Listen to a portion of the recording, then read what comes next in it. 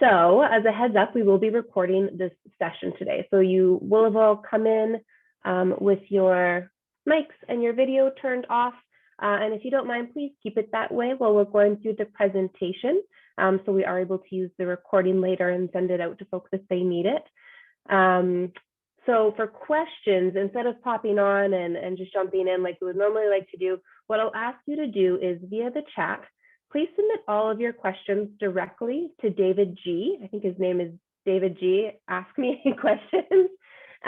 Please submit all your questions that way. And what will happen is we'll have David, my colleagues Alan, Kirsten, and Melissa all in the background working on your questions and popping answers into the chat for students or highlighting some issues for me that I can bring up in the larger group format. So we'll take little pauses during the session just to make sure we're kind of up to speed with some of those questions. So please direct your questions only to David, and then you will get a response to your question in the chat box. So keep an eye out there, or if it's a question we're getting a lot of hits on, I will definitely make sure to address it in the larger group as well.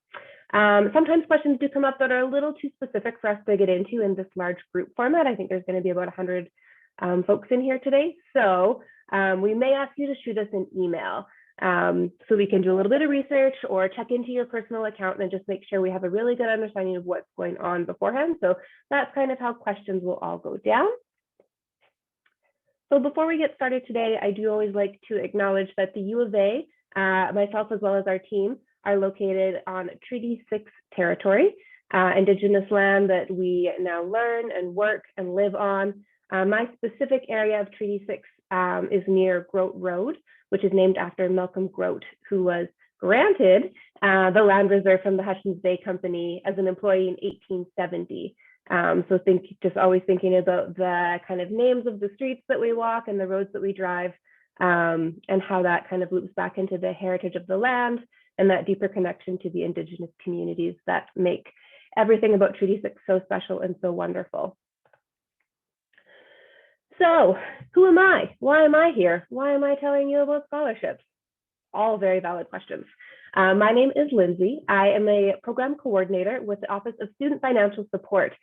We live in the office of the registrar at a larger format. So within SFS, I have been an awards coordinator for several years now. My team and I have all worked together for quite a while as well. So you have many years of experience. Between us, we've reviewed tens of thousands, maybe hundreds of thousands of applications over the years. So we've tried to put together some of the kind of tips and tricks and the things that we think will help students with this application as we go through all of the different facets of the different parts of the application. Within student financial support, we do work with scholarships and awards. We also work with supplementary bursaries, which are for students that are non-repayable, but more based on financial need than on something like a GPA or a leadership qualification. We also do student loan advising and advocacy. If you haven't applied for your fall/winter student loan yet, you got to do that like ASAP, 30 days before the end of study date. So don't hesitate to get your loans in if you haven't already, if you're a Canadian resident. We also deal with emergency funding in our office for our students who sometimes find themselves in a pickle in the middle of a pandemic and needing some emergency support. And we do some financial literacy programming like these types of sessions that we're in today. And again, I mentioned my colleagues are here. We have Alan, Kirsten, Melissa, and David, all here to help answer questions and work behind the scenes as we get going today.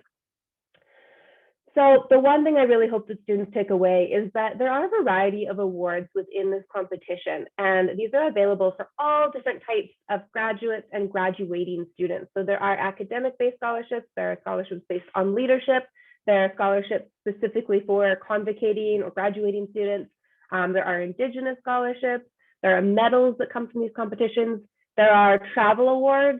In this, when we travel more, those will be a little bit more freely given out. And then we also have research awards. Now, research awards we won't be speaking as much about today. Usually with those types of things, you'll want to check in with your faculty or your department for detailed information on any types of research awards that you might be looking into.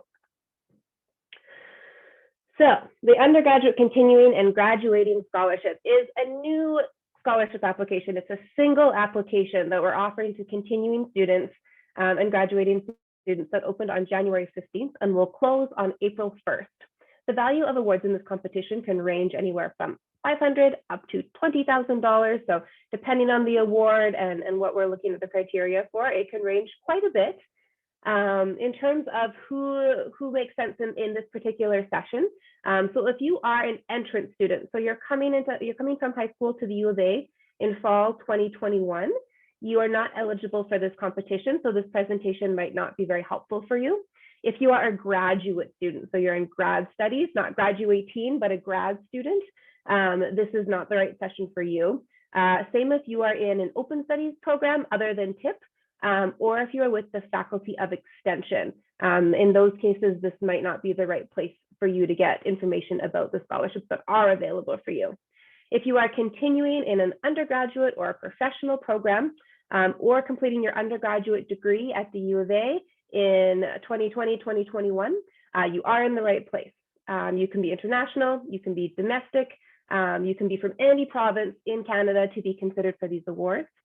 If you are entering a professional program, so medicine, dentistry, law, pharmacy, if you are an after degree student entering an after degree, so nursing, education, or if you are transferring to the U of A from another post-secondary institution, this presentation will be relevant for you, but there will be a specific application that will open specifically for that type of student. It'll run from April 1st to June 1st. It'll be quite similar to this, so you might see a few minor differences in the look of the application, but overall it'll be quite similar. So please feel free to stay if you're that type of student and hang out and listen to some of our tips anyways.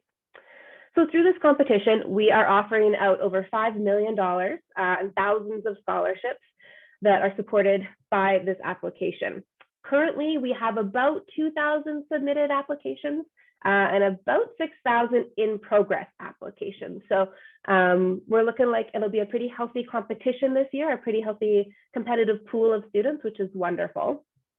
And you may have been asking yourself why I said this is a new application. Maybe you're in your third or fourth year and you're thinking, this isn't new. I've seen this application before. It's a little bit different this year. We have gone through some changes recently to centralize all the award and scholarship funding from the university to the Office of the Registrar. So kind of what that looks like is we are consolidating all these different pockets of funding, clubs, Alberta scholarships, faculty and department nominated scholarships into one place. The outliers here are the awards we call prizes. The process for prizes hasn't really changed. That'll remain the same this year as it was in previous years.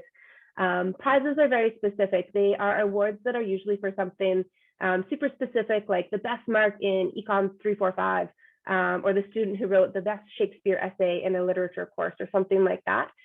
So in that case, we will be working with faculties to look for students to nominate or using information that we have based on final grades in those particular courses to award those types of scholarships. But otherwise, all the other funding will be running through this exact application. So the answers and the responses that you put in here will be very relevant to what types of award funding we are considering you for. So who is eligible? I know we kind of touched on this a little bit in the who maybe doesn't want to be in this presentation right now, but we'll go over it one more time here. So students who are continuing full-time in an undergraduate degree or a professional program in fall 2021. So continuing in any undergraduate degree or law, medicine, dentistry, pharmacy. Students who are graduating from an undergrad program in 2021 would also be eligible. You must have a GPA of at least 2.0 in the fall and winter term academic session, and at least 24 credits completed between September and April, or have an approved course load by Accessibility Resources. Again, international students, domestic students, anywhere in Canada, you are eligible for these scholarships. If you are registered with Accessibility Resources and you have approved reduced course load, you are eligible for these scholarships. TIP students who are in an open studies program but will be moving into their undergraduate program, you are eligible. Students who are in co-op can apply. Sometimes this can get a little bit tricky because we will be looking to pair up academic terms, but we will talk about that in more detail near the end of the presentation. And again, students who will convocate in 2020, 2021, you can also apply. If you are graduating this year and will be going next fall into an after degree program or a professional program, you can apply for this application, the scholarship competition rather, as well as that transfer entrance professional after degree one that will open on April 1st. So you can apply for both of those options as well. So the course requirements that we specify here, so 24 credits between September and April is the kind of what we would consider competitive for students for academic-based scholarships. For leadership awards, we do only require 18 credits for some awards. Generally 24 is what we're looking for, but if you've completed a full-time course load, so 18 credits, you are welcome to apply. 24 is just a little bit more competitive for most of the scholarships that we'll be looking at. So if you're a student who's only completed courses in the winter term, and that's less than 24 credits, you may not be eligible for this type of scholarship competition. As well, we will take financial need into consideration for awards that specify that as a requirement. So it's not a must for anything unless the scholarship actually specifies it. So we'll talk a little bit more about what that means as we go through as well. We do have some specific convocating awards as well. So convocating or graduating, I'll use interchangeably, meaning the same thing. So those convocating medals for academic achievement are nominated for by departments, faculties, and the team here at SFS. And we do have a convocating leadership award that will be through this scholarship competition and will go to the top leader of the class of 2020-2021. So if you're graduating, please feel free to apply for these. If you'll be graduating next in 2022, you'll probably be a continuing student this year and convocating the next. So we can kind of break those down a little bit more as we're getting through the session as well. We'll get into the application here, but I will just take a pause and check our questions and see if there's anything.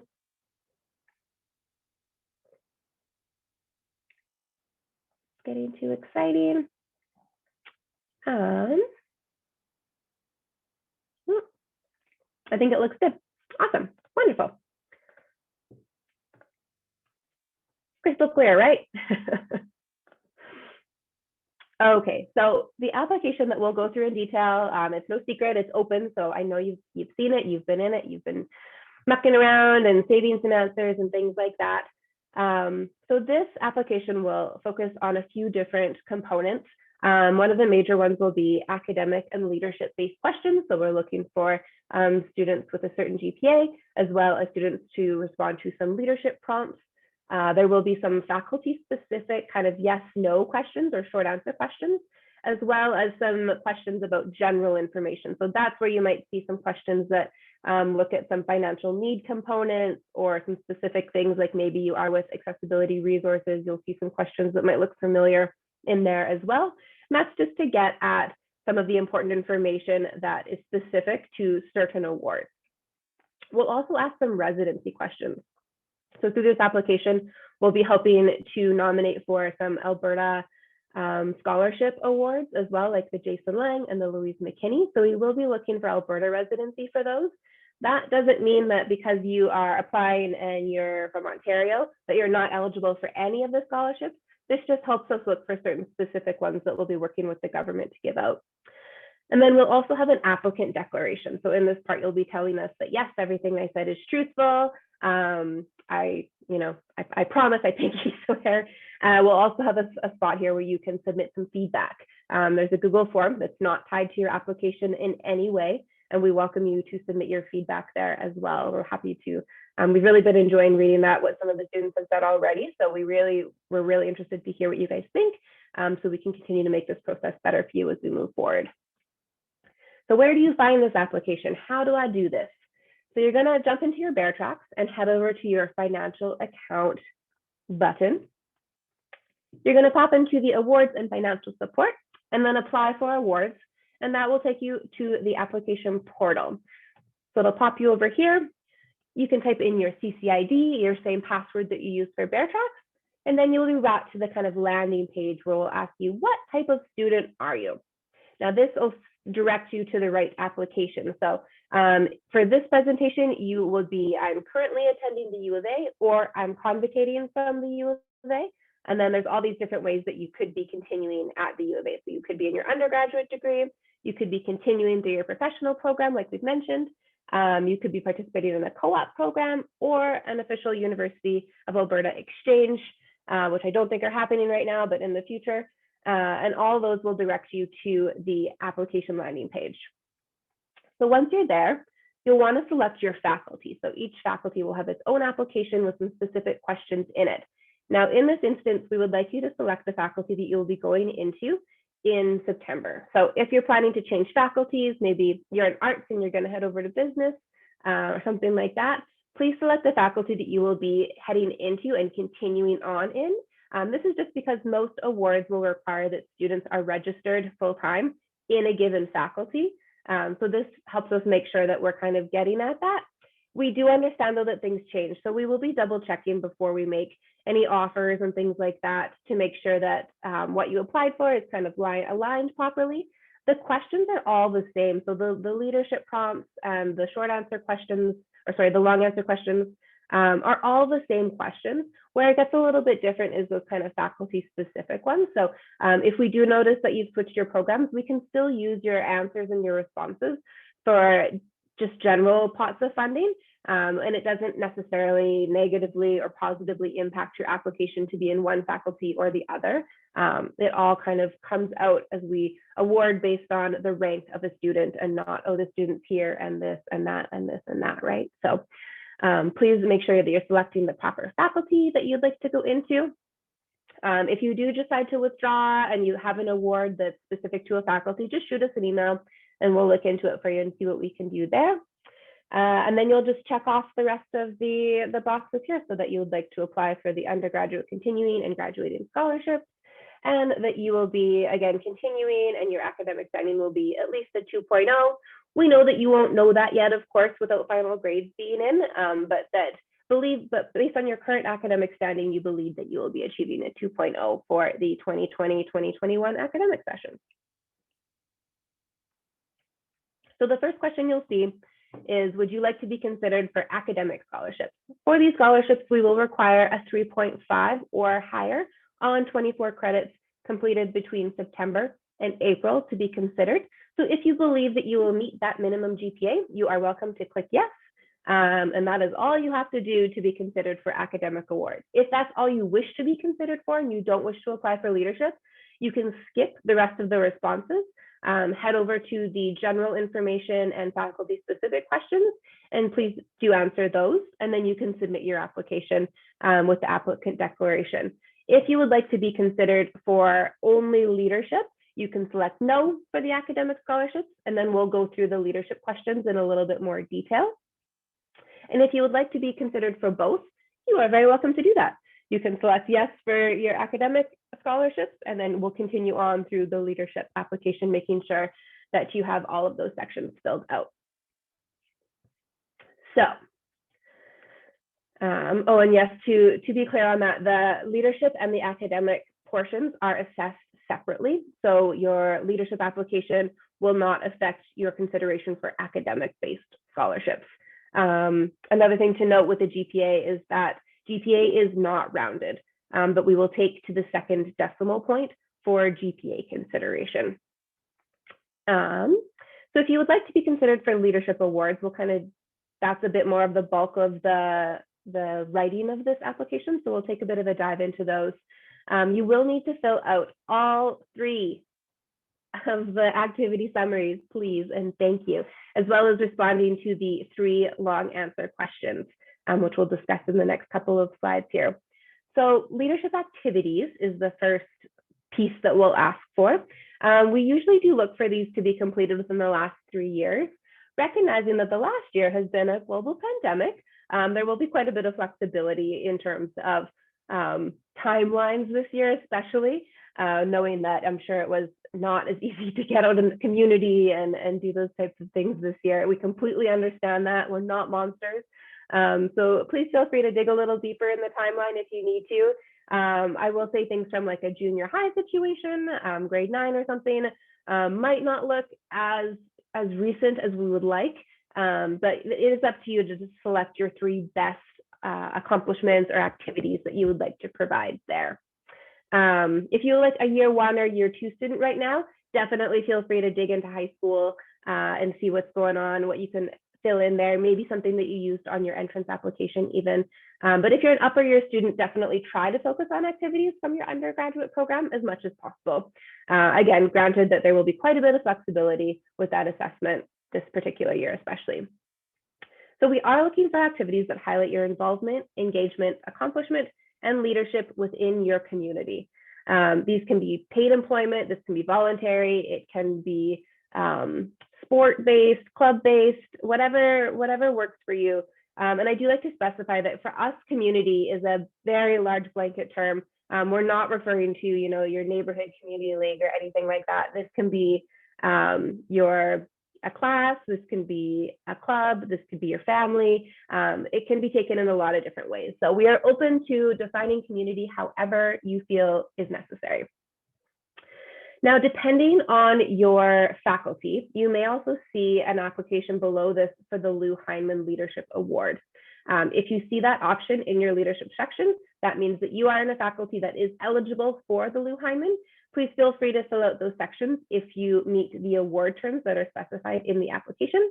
If you do not see the Heineman questions in your application, that just means you're not in a faculty that is eligible for that award. So don't worry too much about that. Just keep moving on with the application, which is what we will do here. I will take a quick pause again and see if anything is popping off in the chat box.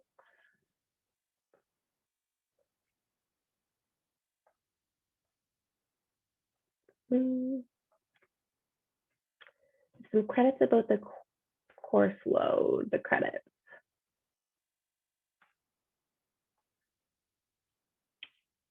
So someone wondering about 24 credits being kind of that minimum. If you've had to drop due to maybe illness or issues around the pandemic or anything like that, can you still apply?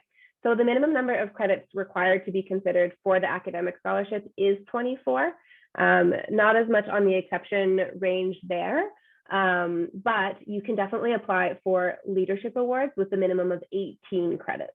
If you're an engineering student, that can look a little bit different sometimes. The credit loads in engineering are a little funky compared to some of the other undergrad programs. But basically, if you're in that full-time credit load, so in most faculties, that would be 3 credits in the fall, or 3 classes in the fall, 3 classes in the winter, 18 credits. You can definitely look to apply for the leadership awards there.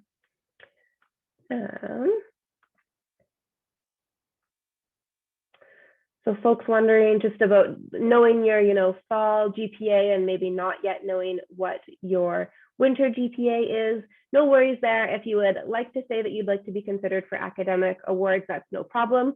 We will look at your final GPA achieved during the fall 2020 and winter 2021 academic year.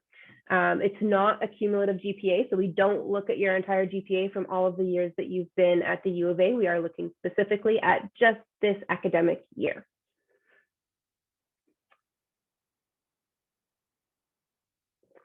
And then when I say that academic scholarship, do I mean through this single application, students will be assessed for both academic and leader scholarships? So yes, if a student opts in to be considered for both the academic and fills out in completion the leadership section as well, they will be considered for both scholarships. Again, if you wish to only be considered for one or for the other, that's no problem. You can just select whichever one you think makes the most sense for you and your experience. But yes, this would be for all academic and leadership scholarships at the U of A. Awesome. I think that catches us up for now.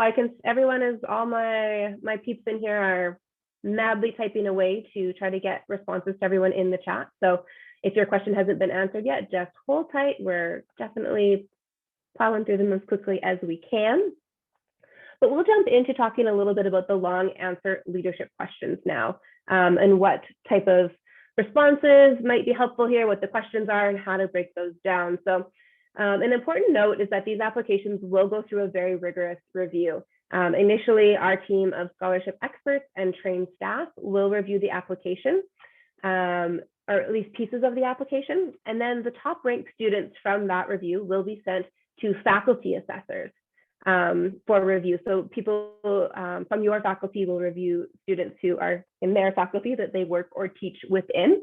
And this is a double-blind review for both the initial assessment as well as the faculty assessment. So we will be matching applicants to their faculty. So someone from your faculty will be reading these long answer portions of your application as well. So the first question you'll see in that long answer section is to discuss an accomplishment, event, or realization that sparked a period of personal growth and a new understanding of yourself or others. What have you learned from this experience, and how has it shaped your future goals? So a big thing I'll note on here is to make sure you mention all parts of the question. So you do want to touch on all three pieces that you see there. That'll be the first way to make sure that your answer is considered fully complete and reviewed well. Another thing that I'll point out is how has this experience shaped your future goals? With faculty assessing some of these questions as well, I think it can be really important for them to see what that future goal is and how that maybe relates to where you are right now and the things that you're working on right now, or the things that you're interested in or that you've accomplished, and what that kind of future mind state looks like for you. I think that's a pretty good tip for that type of question. And you'll notice that pretty much all of our questions have at least a couple of parts to them. So we are definitely looking for kind of that past, present, future kind of look, the trifecta of where you're headed and what's changed in your life to put you on that track a little bit. Second question, describe a time when you found the courage to step out of your comfort zone. Why did you take this risk? What have you learned from the experience? And again, how has this experience shaped your future goals? So looking here to, and that stepping outside your comfort zone can be that uncomfortable moment. Please, you don't have to feel nervous or shy to talk about maybe a humbling experience or something that maybe didn't go very well. We're not necessarily looking for a student who's like aced everything and everything went perfectly and this and that. This is absolutely an opportunity to talk about challenges and obstacles, ones that you've overcome, or maybe ones that did stump you, and maybe that changed your path a little bit too. There's absolutely no shame in that for us. As long as you are learning and reflecting on those things and talking about that and how it shaped your future goals, I think those are all wonderful things to discuss as well in your application. And then the last question, this is one of our favorite questions. It's just a lot of fun for us to read the responses to this question. So pose a question of your own and then provide the answer. So be adventurous. You can take a little risk here. Make sure it is thoughtful and original. Draw on your best qualities as a thinker, a visionary, and status as a current student at the University of Alberta. This is a question we've used previously in our entrance application as well. So this question will have a few extra words in the word count. I'm sorry, I forgot to mention the word count for y'all. So this question will have 350 words. So you can use the first 100 for your question and then 250 approximately for your answer. The long answer questions will each have 250 words for you. And then the leadership activity summary, where you explain the activity in a little bit more detail, will have 100 words that you can pop in there, okay? I'm sorry, I forgot to mention that. That's my bad. Yeah, so we really love this question, this pose your own question. I think the main reason we really love it is that we always worry that we're not asking the right thing for a student to tell us the most important thing about them or the most important passion. Maybe we're too in the box sometimes. And we really would hate to think that, a wonderful student with all these accolades and things just didn't get to answer the question that they needed to highlight that. So this is kind of that opportunity to just say, here's what you don't know about me. Here's what you didn't ask. So please feel free to take as many liberties with this as you would like. Do make sure that there's some good detail there. We've seen some really short ones sometimes where it's just kind of like, is time a social construct? And then the answer is like, yes. Okay. Like, agree, maybe, but, maybe a little bit more than that. And then also making sure that you find a way to kind of loop it back to you, maybe back to that future plan, kind of just back to like, it can be really fun to ask those big philosophical questions. And that's not bad or wrong, but making sure that within that, you're still drawing those those pieces out, those kind of braids out of like, this is why it relates to me. This is why I care about this. This is why this topic is important. So not necessarily just throwing paint at a wall. Here's a weird question, but answering it in a way that's like, this is, why I impose this in a really interesting way. An example that was really interesting in the past was a student whose question was, what's the weirdest thing you've ever eaten? And for them, it was like a fried tarantula or something like that, that they had eaten while traveling. And they went on to talk about how travel was important and how it influenced their choices to go into a certain program and study a certain topic. And those cross-cultural things kind of got brought into it. And it was a really lovely way to highlight an experience that didn't come up organically through any of the other questions that we had asked. So keeping in mind that type of information is a really great way to kind of really make the most out of this question. Some tips and tricks. So these are just kind of the basic tips for the application itself. So please feel free to be creative. You are welcome to write these in a different format if that feels authentic to you. So if you're, a musician or a poet and you want to submit a prose or a rap or something, word game, you go right ahead. If the thought of like trying to do a rap version of your essay is like, oh, like for me, I totally get that. Absolutely fine to submit the essay.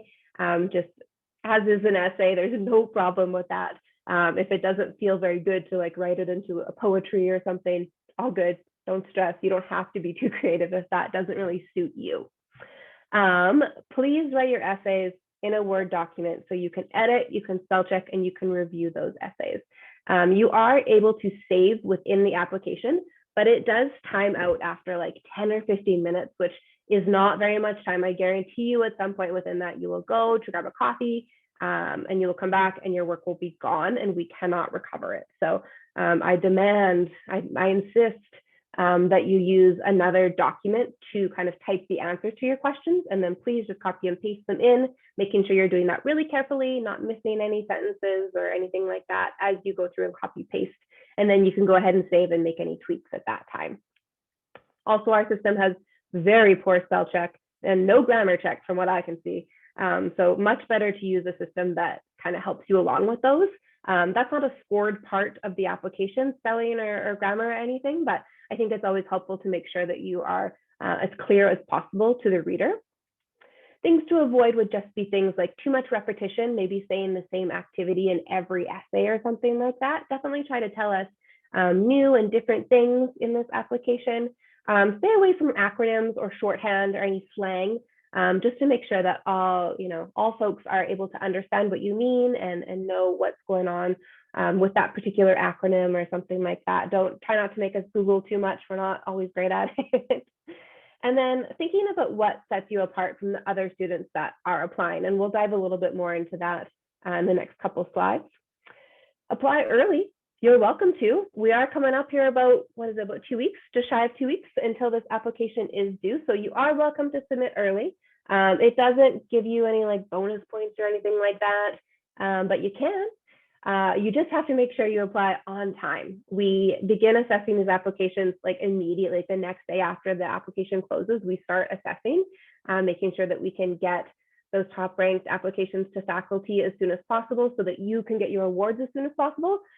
So we cannot accept late applications. Really, really double check, make sure you hit submit, you got the email that says you've submitted.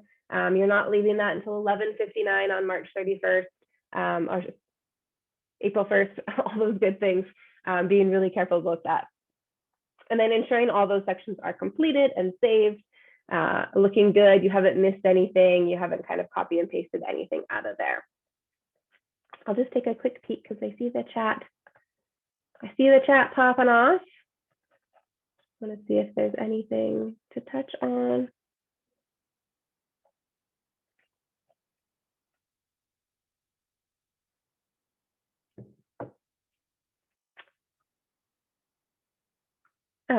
So if you've submitted an application for one faculty and then you've recently been accepted to another faculty, you're wanting to change that faculty around, you can absolutely apply to the scholarship competition for your new faculty that you will be attending in fall 2021. So if you, the example here is you've were in arts and now you've been accepted to science, absolutely pop in and go complete the science application, and that will make sure that you get considered in that science faculty as well. You can feel free to copy and paste your answers from the previous faculty as well. You don't have to come up with a bunch of new things. Do my responses to the long answer questions have to be related to the same leadership activity or for the 3 questions, or can they be general? So we want students to write about what they are passionate about while answering these questions. So you can kind of find some tips and tricks on that on our website, but ultimately it's up to you.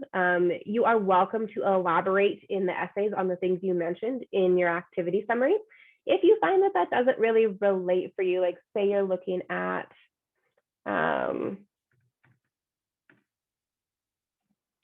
maybe question 2, for example, like maybe nothing that you want to touch on in your activity summary really relates to that time you stepped out of your comfort zone. Maybe you're telling us a little bit more about times that you've been really successful with clubs and on campus and these types of things.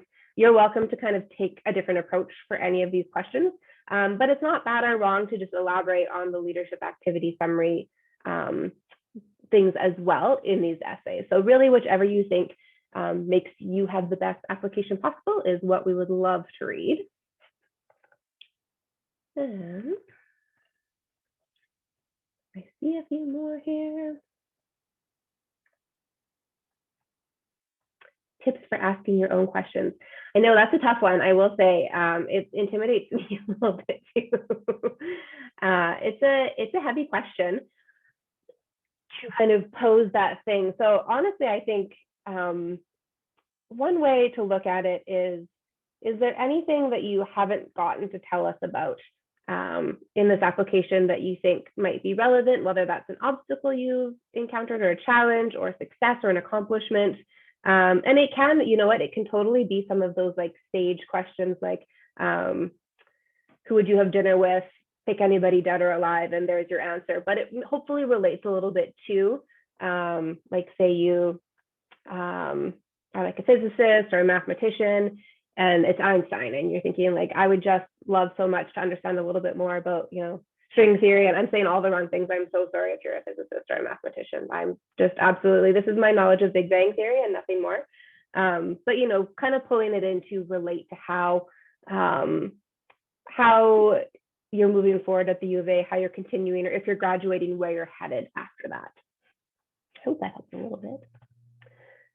So a few things to make sure you're touching on in your application. So really presenting who you are and writing about the experiences that have shaped you. I think we've really driven that home with some of the questions that we've asked. So do make sure that you're touching on that. Showcasing your commitment to or growth within the things you take on. This is a really wonderful thing that we can look for, kind of giving that reason of like, here's that growth, here's how I'm demonstrating my interest in this topic. And then discussing how a scholarship will make a difference in your life or allow you to further impact your community can also be a really wonderful way to highlight some of the important pieces of your application as well. So again, showing that vision for what you will do and what you see to your future, and if there's anything that you feel you uniquely bring to the U of A or to life in general, feel free to touch on that. Providing reasons for the committees that are assessing these to believe in you and to believe in your future, you know, demonstrated by those specific moments of learning, of growth, of taking action. It also never hurts to kind of touch on kind of evidence of research of the institution or of the program that you're in. So perhaps, you know, you're saying after the pandemic is over and we can all be back on campus together, I'm looking forward to partaking in this research program or this club or this activity, you know, just demonstrating that you are in touch with the U of A community and you're interested in kind of jumping into that, taking that on a little bit more can be really wonderful also. And we like to talk about defining moments because I feel like saying things like be unique, be authentic, be yourself is really wonderful. And I do think you should do that, but can also be a little intimidating and I find it confusing sometimes personally. I know we're all humans and we're all inherently very unique and very different, but it can feel really hard to pull all of that out in these applications. So what I talk about when I say defining moments is just thinking about your experiences, so the things maybe you wrote about in your activity summary, as a collection of moments. And then those defining moments are going to be the moments when you changed, when you grew, when you took action, those aha moments, if you will, when you just went, oh, I've never thought about it that way. And maybe that's changed your outlook on things. So these experiences can be common sometimes. You know, we're going through a global pandemic. So a lot of folks are having kind of similar overlapping experiences within that. So things can happen to lots of people, but the moments and the things that make up those experiences, that collection of moments, is going to be quite unique to each person. So the thing that impacted you the most, that made you go, oh, wow, probably won't be the exact same thing that happened to a friend of yours or something like that. These defining moments are also usually action-based and specific, as well as being unique to you. So again, give us lots of detail if you can, those specific instances, when something changed, when you had that aha moment, taking that deep dive into what that looked like, what that felt like, how you connect with that, how you've reflected on that, is a really wonderful way to highlight some of those things. And details are great. The more detail you can go into within that word space about how that has changed for you, how that has set you on this path, how that moment kind of sparked a new interest for you, maybe anything like that is really wonderful. So thinking about those defining moments as well as you're going through the application and filling in all those different sections.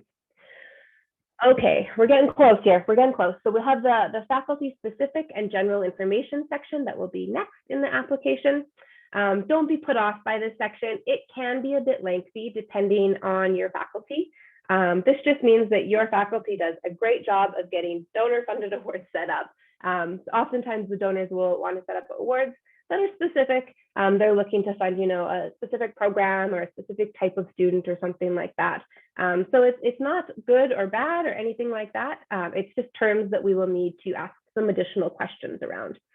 The majority of the questions are going to be simple yes, no dials, and some will be short answer responses.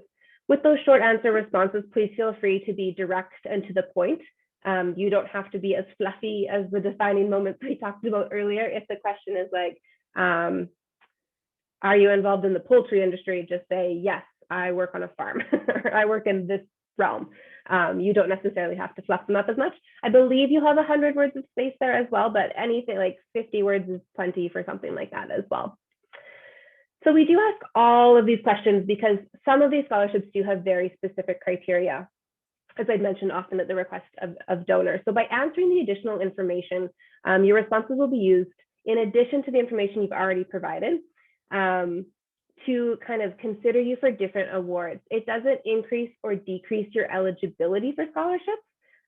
It's important to remember that there is a lot of U of A funds that are just open dollars for any type of student and any type of faculty. There's a lot of that money there as well.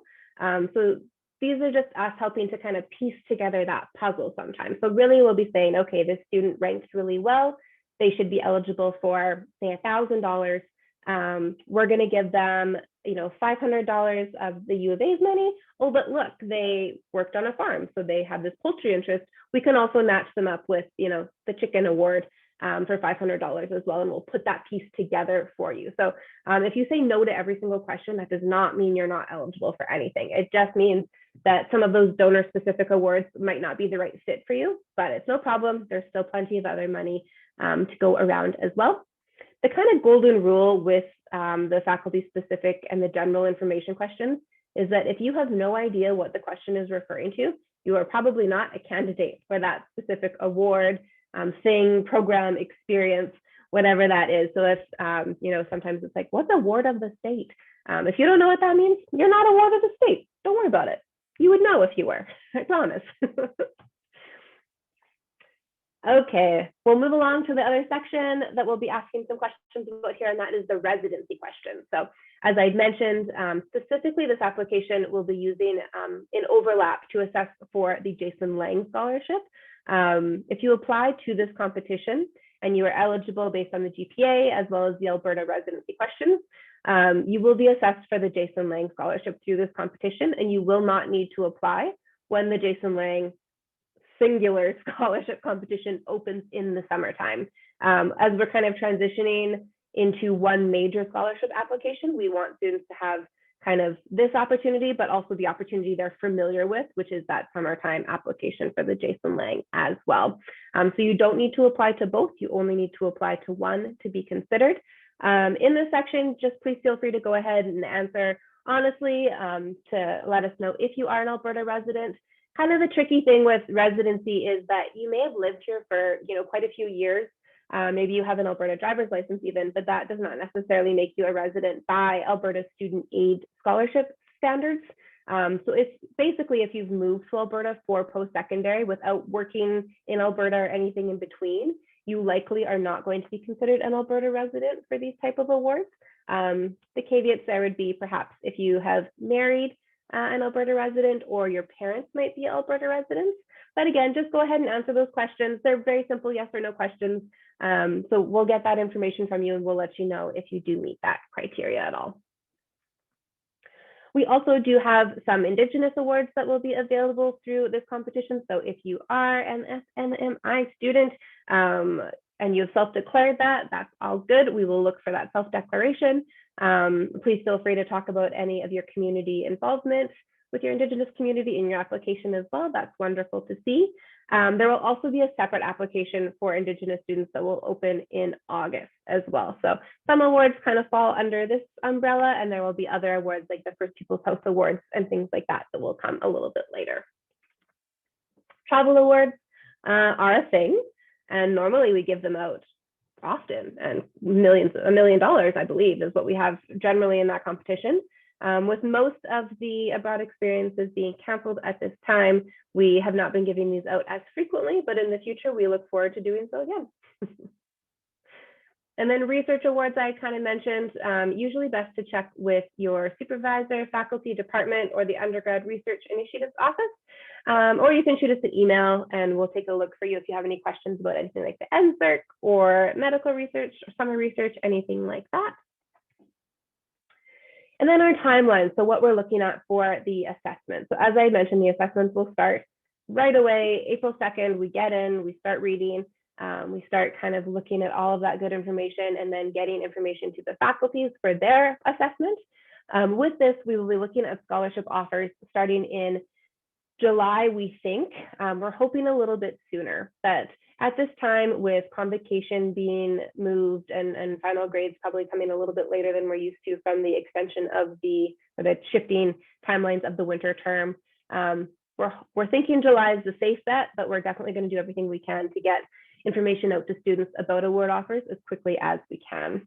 We will use these applications throughout the whole award cycle. So for all of 2021, 2022, we will be using this information. If additional funds become available, if a new donor award is created and the student's eligible, we will continue to use this information.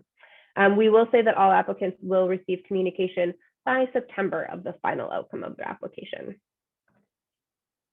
And then I promised to talk a little bit about students on a work term. So our co-op students, if you're in a work term or an internship, normally what we're looking for here is a paired academic term.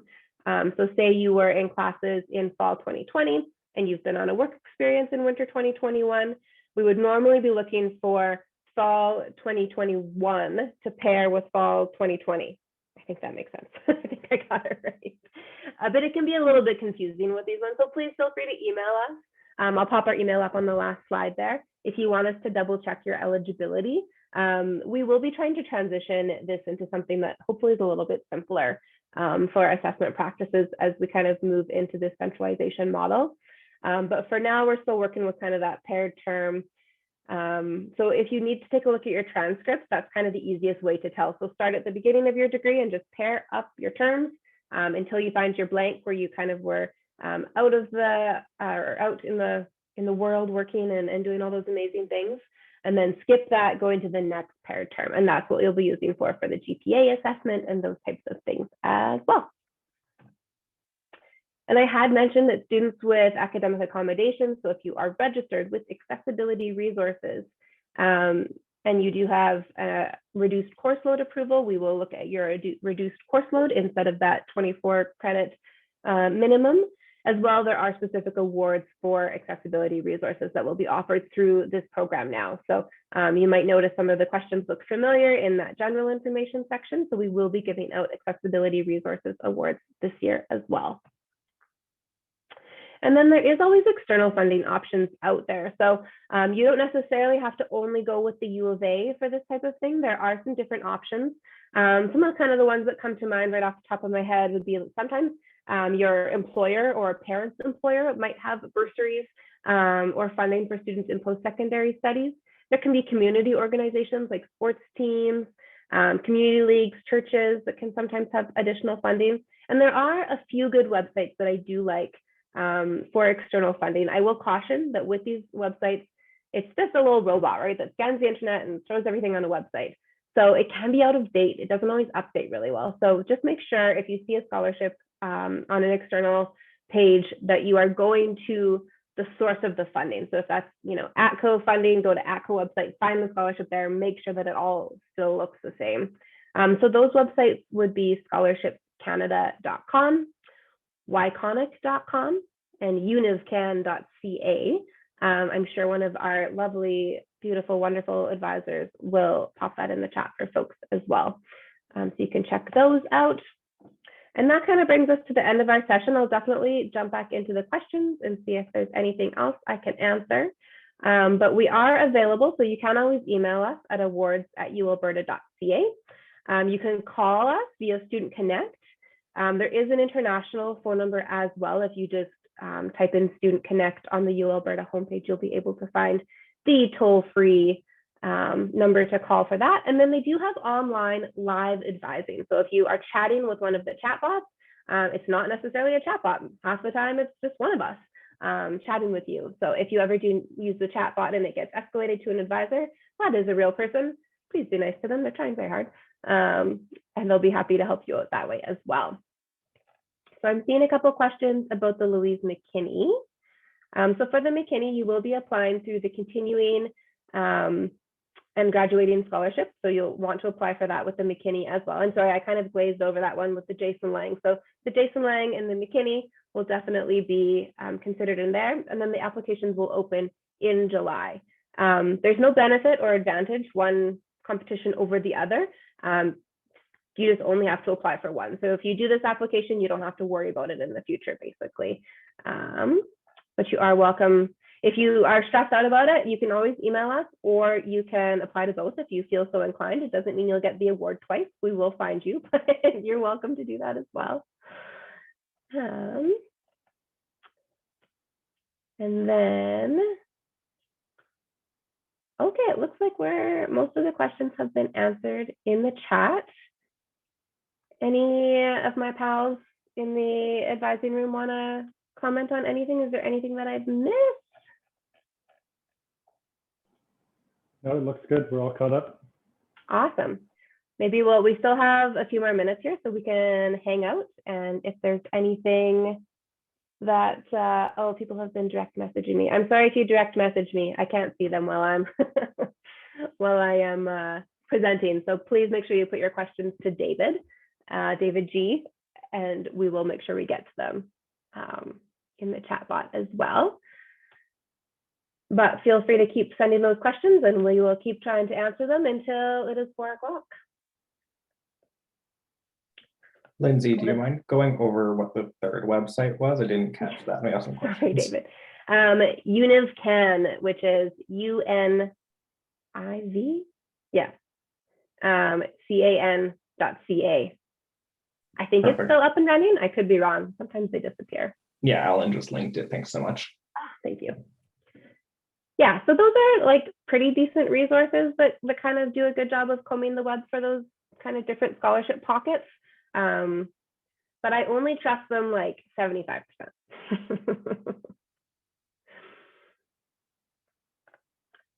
And please do feel free. We really would love your feedback. We really do. The whole point of centralizing some of these, the whole reason that we're doing presentations like this is hopefully to make this process like easier, more accessible, all those good things for students. So we would really love anything that you think could make it a little bit easier, apart from not having to answer all the questions, which would be nice, but unfortunately we do need something to review. Otherwise, we just have a lot of really wonderful, smart students with great GPAs and we don't know what to do. So we need some additional information for those leadership ones as well.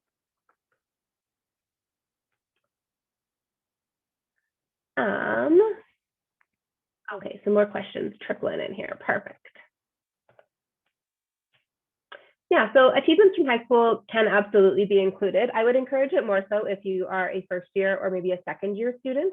If you're an upper year student, it's definitely allowed. We're not gonna ding you, but sometimes if it's all high school and you are, in your third or fourth year, it can seem like maybe you haven't done as much recently, and maybe that affects how the leadership achievements are reviewed overall. Okay, so, but definitely feel free to, especially with the craziness that has been the past 12 months, absolutely, we completely understand that we'll be going back a little bit further in time to make sure that those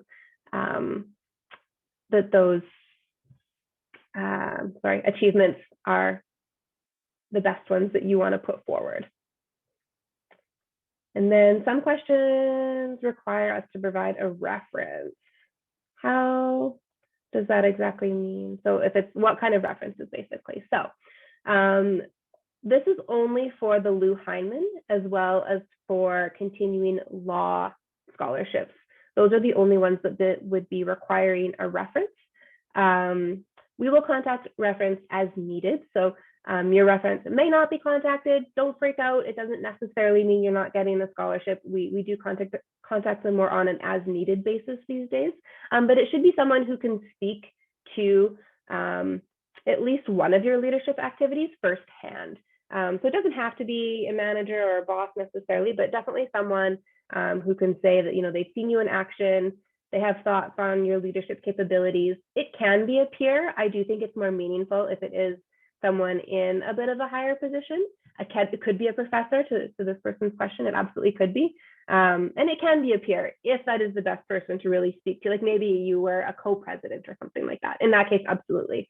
It might be more appropriate to have a peer reference. So yeah, just somebody who can speak firsthand to your activities. Any advice about scholarships for mature students? So we don't have any scholarships that are specifically for mature students. That's just not a term that any of the donor funded awards really hit on. But you're not eligible for everything else. So we don't know how old a student is. As I mentioned, these are all blind reviews. So we really don't know much about a student when we're reading these. So it might not be something like a specific scholarship for you, but you're definitely eligible for all the other things that are available to all undergraduate students. So no stress if you're a mature student or a special kind of student that wasn't mentioned. It doesn't mean you're not eligible. It just means maybe we don't have an award that's that specific, but you'll still be considered for kind of that general funding and all the other things that we have to offer at the U of A. Still a little confused. So after degree applicants cannot apply for this.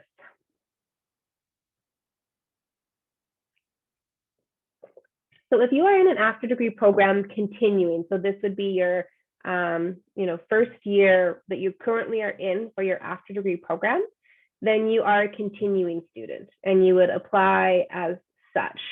If you are going into an after degree program, so if September 2021 will be your first year in that after degree program, you will want to wait for the application that opens on April 1st. Does that help clarify it? I guess I'm asking the abyss or this. Somebody's going to answer me, but I know you're there. We're still getting some questions trickling in. It is 4 o'clock. I can answer the last couple that have popped in really quickly, but if you do have to get going, it is 4 o'clock. So if you do have time to stick around for just a couple more questions, I'm only going to answer the ones that are in this sheet right now. So there's only a few more. And if other ones trickle in, please just feel free to email us if we're not able to get to them. So how much does GPA impact the Lou Heinemann Award selection? The Heinemann Award is selected for based on the activities provided, and GPA is not the major factor, other than that the student must have at least a 2.0. Last one, last question, and then we're going to let everyone go here so we can all move on with the day. For students applying to the Activity program, professional programs, or transferring, if you do not yet know if you've been accepted for your program, we would still encourage you to apply. In regards to this, would you be able to confirm admission offers from other schools that are not the U of A? I don't understand. I believe the student is asking that if you are transferring or coming into a professional program in your first year, would the U of A be able to confirm admission offers from other schools? No, we would not be able to. Only eligible for this competition if you would be at the U of A. So if you are graduating and moving to another institution completely, you would only be eligible for graduating scholarships. If you are graduating and then going into law or medicine or anything like that in a professional program, you can definitely apply. If you are graduating and then going into a grad program, you would not, you can be eligible for those graduating ones, but we don't deal with the grad awards in our office. So anything like that would not be eligible. Okay, if any of your questions came in after that and haven't been answered yet, please feel free to email us via awards@ualberta.ca. We are more than happy to answer those. Do give us a couple of days as we kind of work through the onslaught, but other than that, we're very happy to help with those and get those all out for everybody. But we will say goodbye. We will log off now. Thank you so much for joining us. I hope this was helpful. Take good care.